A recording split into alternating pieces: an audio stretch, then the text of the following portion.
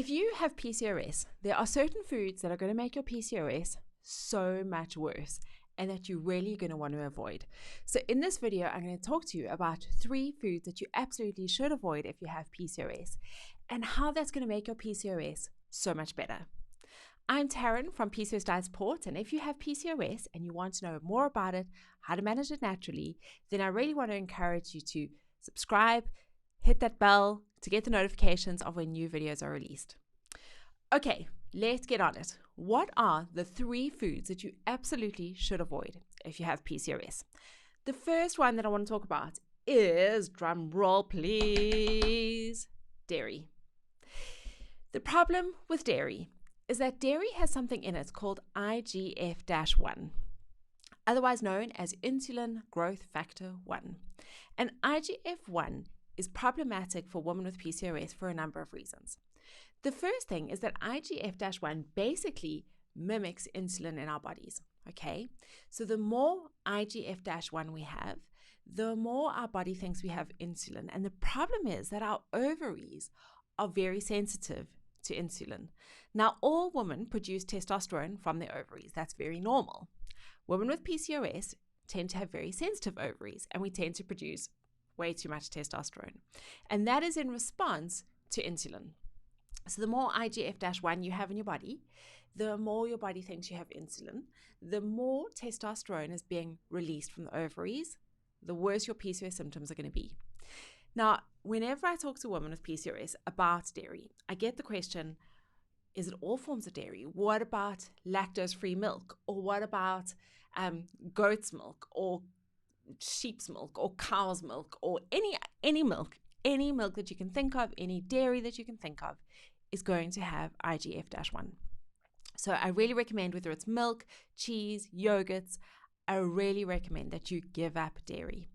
Now, one of the symptoms that women report back on, so there are 2 main things that I can think of in terms of eliminating dairy where you'll see really quick improvements. The first one is acne.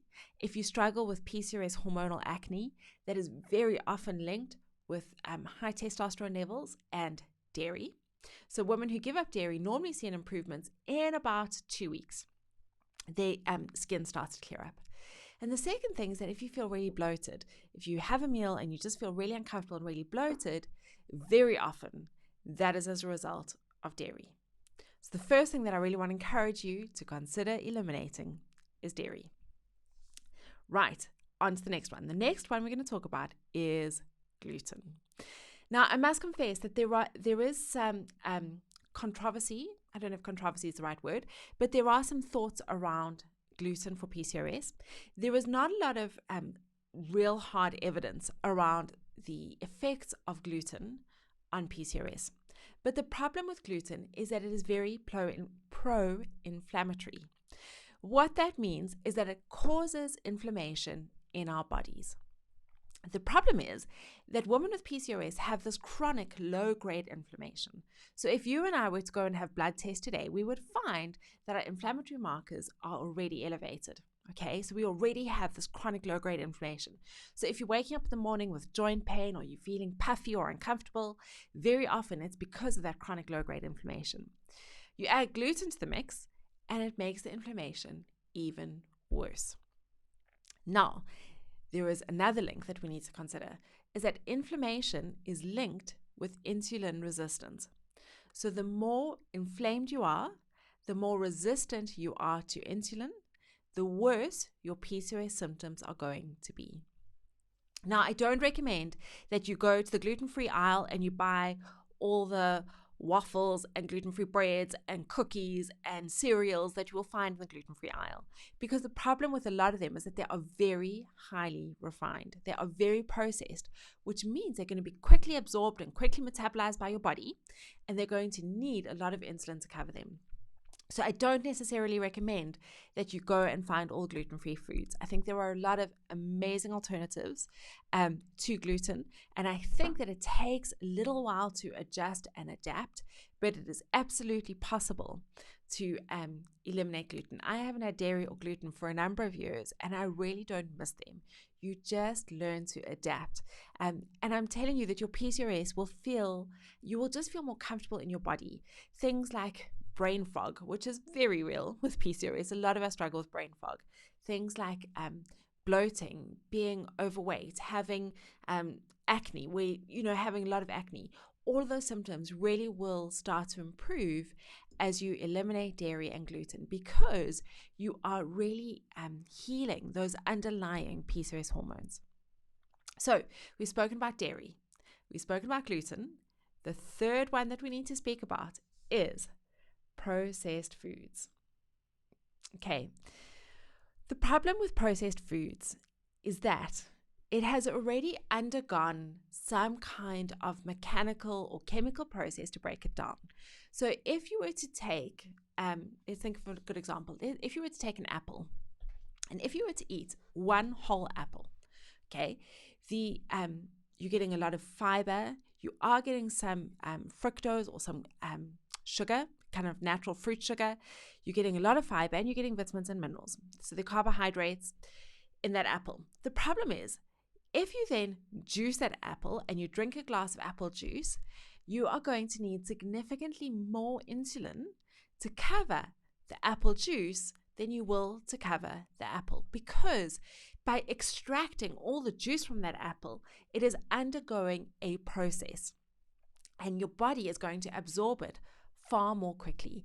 And that is true of any kind of processed food. If you think about, say, brown rice, whole brown rice compared to brown rice flour, you will need more insulin to cover the brown rice flour than you will the brown rice, because it has had something removed from it. It's already been mechanically broken down. Your body doesn't need to process it as much. So when I think about what a good PCOS diet is, I always think about the fact that it's a gluten-free, dairy-free, whole foods-based diet. The more natural a food is, the less insulin you will need to deal with it. And remember, there is this really strong link between insulin levels and testosterone levels, and therefore there is this really strong link between what we eat and how our PCOS symptoms are. So you have a lot of power over your body and over your experience of PCOS. Now, I know that, again, I think I say this every video, I don't know your specific medical history, I don't know exactly what's happening in your body, but I do know that dietary changes are crucial when it comes to PCOS. And I know that for so many of us, we go on this kind of diet hamster wheel. We try diet after diet after diet after diet, and we try and find the thing that works. And I really want to encourage you to not think of this as yet another diet. These are lifestyle changes, and we are going to start this journey of health for our PCOS, of healing our hormones, by making gradual changes to the way that we eat, so that we can balance those underlying hormones. And I always say to my clients, this is a food adventure. There are so many incredible foods that you can thoroughly enjoy with your PCOS, in spite of your PCOS, that are gluten-free, dairy-free, and whole foods that will help you to feel so much better. Now, if you have a look in the description of this video, you will find a link to a PCOS pantry that you can download. It's a shopping list that has like, you won't believe how many foods are gluten-free, dairy-free, whole foods that you can thoroughly enjoy and include as part of your PCOS diet. So have a look at the link below, get your free PCOS pantry, and I will see you in the next video.